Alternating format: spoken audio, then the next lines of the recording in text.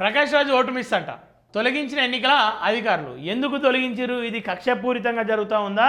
మరి పూర్తిగా ఎస్ఐఆర్ మీద ఇట్లాంటి సందర్భాల్లో ఎస్ఐఆర్ మీద కూడా పూర్తిగా అనుమానం పడాల్సిన సందర్భం ఏర్పడుతుంది. ఎందుకని చెప్పేసి అంటే ప్రకాష్ రాజు ఈ దేశవాసుడు ఒక సెలబ్రిటీ కూడా.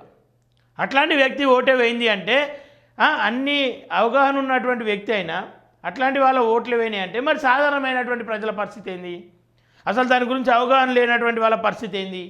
వాళ్ళ ఓట్లు కూడా ఇట్లనే పోయే అవకాశాలు ఎందుకు ఉండయి? పోయినాయా ఉన్నాయా ఎట్లా తెలవాలి? దీని మీద ఒక క్లారిటీ ఇవ్వాలి. ఒకసారి చూద్దాం. ప్రముఖ నటుడు ప్రకాష్ రాజ్ ఓటును ఎస్ఐఆర్ ప్రక్రియలో అధికారులు తొలగించారు. ఇప్పటికే 4 ఓట్లు ఉన్నట్లు ఆయనపై ఆరోపణలు వచ్చిన నేపథ్యంలో బెంగళూరులోని ఓటును ఈసీ తొలగించింది. బెంగళూరు ఓటర్ల జాబితా నుంచి తన పేరు తొలగించడంపై ఆయన తీవ్ర అసంతృప్తి వ్యక్తం చేశారు.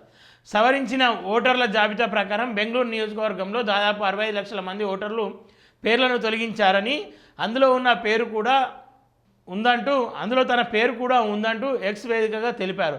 తను అక్కడే పుట్టి పెరిగి విద్యాభ్యాసంతో పాటు థియేటర్ ప్రయాణం కూడా సాగించానని, అదే నియోజకవర్గంలో ఎంపీ అభ్యర్థిగా పోటీ చేసిన తన ఓటు హక్కును తొలగించడం విడ్డూరంగా ఉందంటూ మండిపడ్డారు.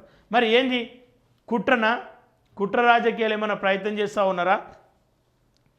ఎస్ఐఆర్ను సొంత అవసరాలకు వాడుకోవద్దు, ఇది ప్రభుత్వం చేపడుతున్నటువంటి ఒక